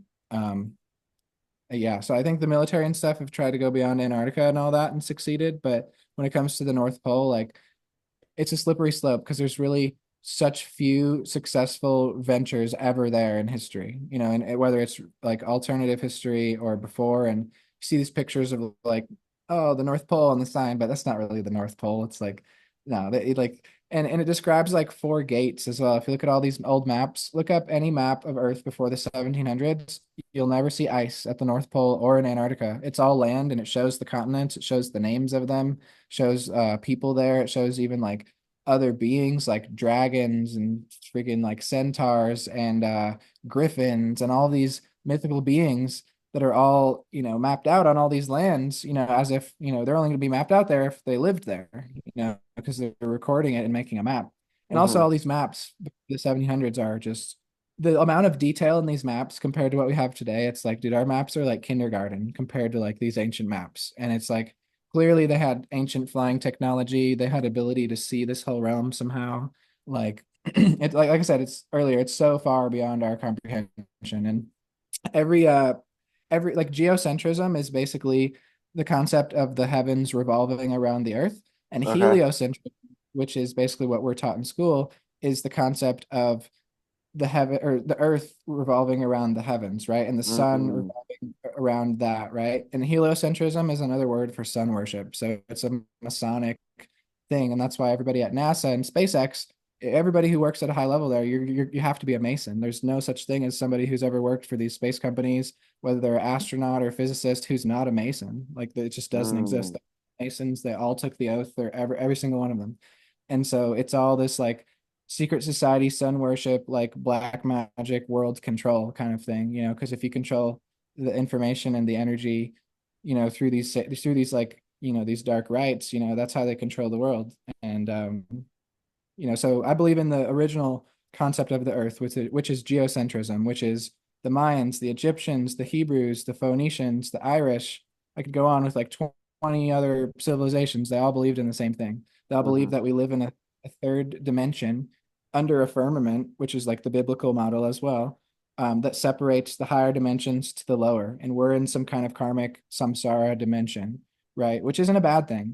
People look at that as a bad thing. It's not. This place is beautiful. It has its perks in so many ways. And essentially, there's a firmament like over this dimension. And I don't want to say over the earth because it's better to look at it from like almost like a non-physical standpoint. So it's like essentially like a interdimensional force field that's described in the Bible as molten glass. It said he laid molten glass, like the firmament, like molten glass over the earth, which contained like the waters above, right? And so in this cosmology of geocentrism, there's basically in the Bible, it describes it as the waters below, which is the ocean beneath the ocean. And nowadays they find rivers and they found rivers underwater at the bottom of the ocean and a whole ocean beneath the ocean. And it's called the Great Deep. And in Hebrew mythology, it's called Sheol. And that's where like hell or the underworld is. And that's why in like Africa and all these tribes, they call demons marine spirits because they live and come from water, in the great deep, in the darkness. And that's how they mm, come to the earth, is through the waters, through our own waters within us. That's how somebody gets possessed. It'll literally be in the water of their body, like kind of thing. So everything in this realm, good and bad, works through water, is what I'm trying to say. And the waters above are the waters above the firmament, right? So I've never seen, and this sounds funny and it might sound like far out, but I've never really seen like modern science give an accurate depiction of why the sky is blue, bro. To me, from what I've studied, is the sky is the waters above. It's water you're looking at, and there's like an interdimensional force field holding the water, basically above us. And I believe that the Great Flood, it describes in the Bible, the floodgates of heaven opened and flooded the earth, right? And so hmm essentially the firmament opened and flooded the entire earth. And, mm, so that's how the Great Flood was caused. And, um, I don't know all the details of that, but that's how I see it. And that stars and quote unquote planets are all in that water above the firmament. And when you take a camera, I have an iPhone 15, I can zoom in, the cameras are good enough now, even on the phone, I can zoom in on these stars and they all look like they're rippling underwater. They're constantly changing colors. And then you see a photo of NASA or SpaceX, both like highly Masonic like companies, taking a picture and they give us pictures of the stars, and it's like CGI. It's not even a real picture. It's generated by a computer. They've never released a single real picture of stars ever. Not even one. Like another challenge. Find a real photo of literally anything that has to do with the stars or planets from these hmm space companies. Literally anything. Like, Yeah. and there's also a photo of any satellite. Doesn't exist. Look at this, bro. I'll show you in real time. Watch. We're gonna look up uh pictures of real satellites on Google, okay? Check hmm this out.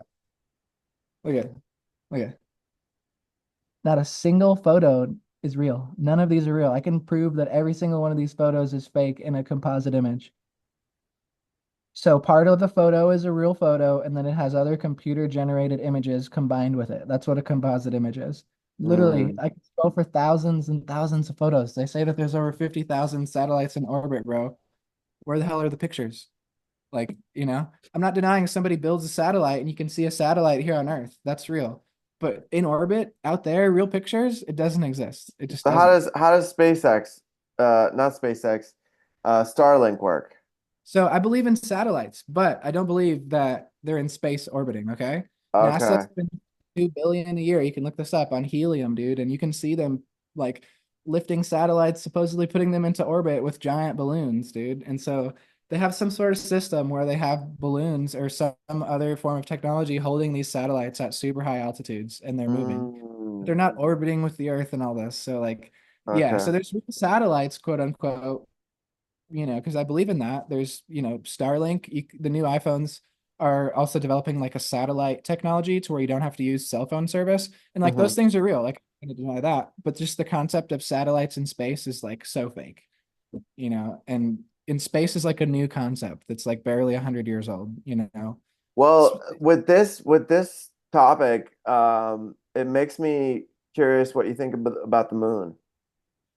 Dude, yeah, I'm mixed on that. That's a good one. That one I can't give you a straight answer because I don't know. Like, I can show you multiple tribes in Africa and Native Americans that describe a time before the moon was ever in the sky. How do you explain that? But then the Bible says that the moon and the stars and the sun were all created together. So, and then there's another concept of the Saturn moon matrix, which is the moon is essentially works with Saturn, the lord of karma and astrology, and that's what's responsible for reincarnation.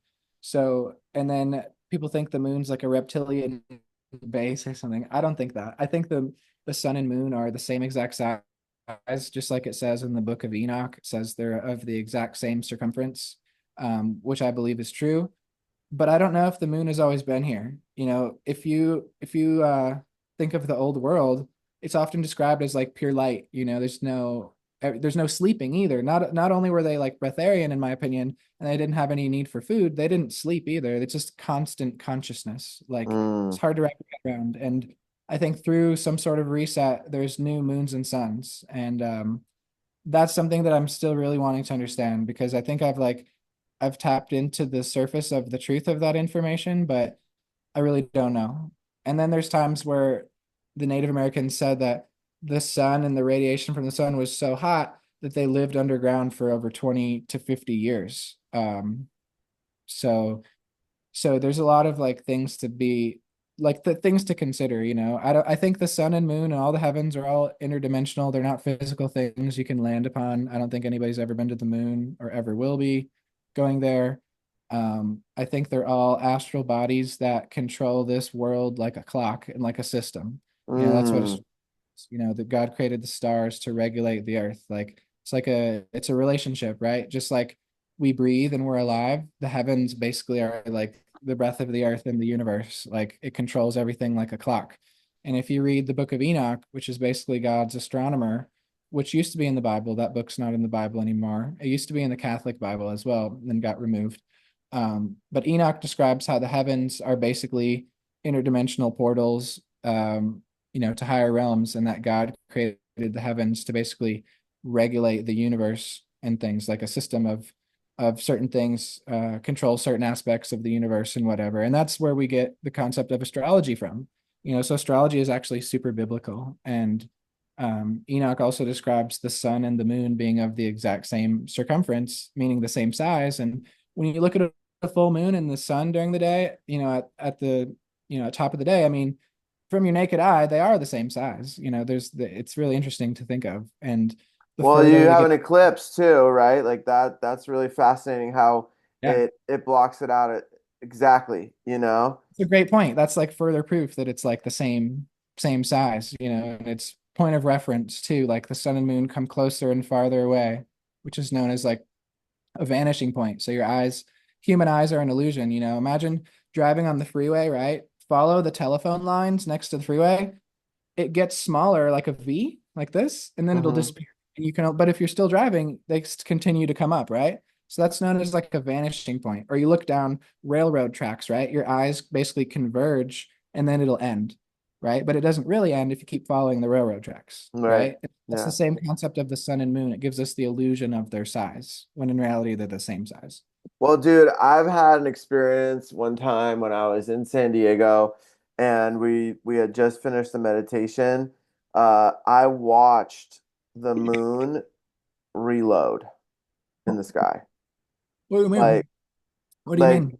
like it looked like this black band was on the top of the moon and then this black band and I have it on on video, and I can show it Uh-huh. to you. But it's Sure. like this black band that went down the moon, kind of like kind of like pixels loading, or like um, like like something coming down, but it looked like a black rubber band starting at the top of the moon, and it just went down all the way down across the whole moon, and then it seemed as though what was happening was it was reloading, like in Interesting. this Yeah, I believe it. I do. yeah, like this reality is is like a different but the same, similar to like a computer generated thing. It's like it reloaded like it would in a computer generated like video game. Yeah, that really resonates. There's some form of like higher dimensional beings that rule over the heavens, and you can also read that in the book of Enoch. And it also describes like the fallen angels, which are like the Nephilim or Anunnaki, whatever you would describe them as. And they, um, like, yeah, this I highly recommend reading the book of Enoch if you haven't. The book of Enoch, Jubilees, and Jasher. They usually come together, but there's three books that used to be in the Bible, and those are some really interesting books that I mean, I can see why they're removed from the Bible. They like they're really really out there. Like Yeah, they're far especially out. They're far out. I started literally reading far the out. Book of Enoch. Yeah. Enoch says that the sun and moon basically set in the gates of the ocean, but they're not talking about the ocean here. They're talking about the great waters above ocean. And so they're in the heavens essentially and projected from in Hindu mythology what's called Mount Meru. So and then the Sri Yantra sacred geometry symbol, the very center of that represents Mount Meru, and Okay. Meru. And they say, oh, it's a mythical mountain that supposedly existed, but no, it's still there. We wouldn't have anything existing here. It'd be lights out, no life on Earth if we didn't have that with the system, that God has created. And then there's also like the concept of multiple creations. Have you ever heard of that? Like multiple human creations? Elaborate a little bit on that. So let's go back to the Greys in Atlantis that you were talking about. So Uh-huh. Greys are what's known as, and it'll get really deep here. It's what's known as homunculus, and so that's a term for alchemized life. I'm not going to say artificial life. I'm going to say alchemized life, right? So every native species that you find of trees and native plants is from homunculus, right? Let's say a reset destroys the whole world, right? The Mm. soil, everything stuff starts growing back. Well, where did those seeds come from? Were they just always in the ground? No, they weren't. They form from certain compounds coming together, which forms a seed, and then it grows a native species that would work in that environment. So that Mm. how God created man. Okay. And this is how the fallen angels and other like Anunnaki beings, people say that our form of human was created by the Anunnaki. And I do believe that to some extent because they're following these same super sacred, secret alchemical, like alchemy, principles of the homunculus, which are like super sacred. Like there's a time, dude, where I could not use that word online. Like that, it is such an ancient, like secret word. Like the philosopher's stone is like the tip of the iceberg when it comes to these ancient alchemy secrets, because the highest form of alchemy is creating life. And that's essentially how God created man. And the fallen angels or Nephilim mimicked God, tried to play God, and created their own man essentially, and which I believe is likely the story of like Adam and Eve. And that brings into another question because I'm like growing up, I was raised Christian, and I believe in Jesus and Christian principles like very much, even with all this far out stuff that I believe, because I totally believe Jesus existed and 95% of all they said he did happened. Mm-hmm. Um, but when you go back to Adam and Eve, they have kids, right? Cain and Abel, right? Where did Cain's wife come from, bro? Like, it does not describe, oh, he created a Mm. wife for Cain. It says he created a wife for Adam, and the Mm-hmm. wife came from Adam's rib, which is like a literal thing, and that's through what's called the homunculus. And same with Adam, like they're both created from earth. God said He created man, Adam, from dirt and dust, and that his bones are of the earth. God literally created like He made organic like compounds turn into man. Okay. And so you can do this and create a human, dude. It's called homunculus, and it's like an ancient form of alchemy. And that's what they did to create the Greys. And not only that, but all sorts of humanoid species. Okay. So this is like a wide Mm. worldly practice thing like back then. There's so much evidence of every culture having their own form of homunculus. Like, and It's yeah, so it gives me goosebumps talking about it because it's so true. And but this is called like the pre-Adamite civilization. So where on earth did Cain's wife come from in that story? Like she already was existing on Earth and came from another civilization. And that's like my opinion. And so I think that there's multiple creations, multiple resets and things like that that are like kind of all have converged into one reality. And Mm, it's really trippy to think of. But yeah, the homunculus is basically like a natural phenomena. It's how life is created. It's how you play God and create life also. And for example, like there's certain things that you can burn to ash, like a wild blueberry plant, completely to ash. The roots, everything, where the plant, there's no chance it could ever grow back. And guess what? The plant grows back. It roots, it forms roots, it starts again. So it's like, and it forms seeds. Like explain that, you know? So it's like basically nature in the right environment comes together and creates life, you know? And man, this there's not stuff's so far out for me. I don't know why. Like there's a lot it's of so hard there's to a wrap your lot head of around, bro. yeah, there's a lot of stories, you know, even like of Indian deities and things like Ganesha that were created by clay, and they took an elephant Yeah, head and all all homunculus, these bro. things. Yeah, like it's and then you got Egypt where they you know in their hieroglyphs they show uh, humanoids with lion heads like Sekhmet, right? Or they show all different types of animal heads with human bodies.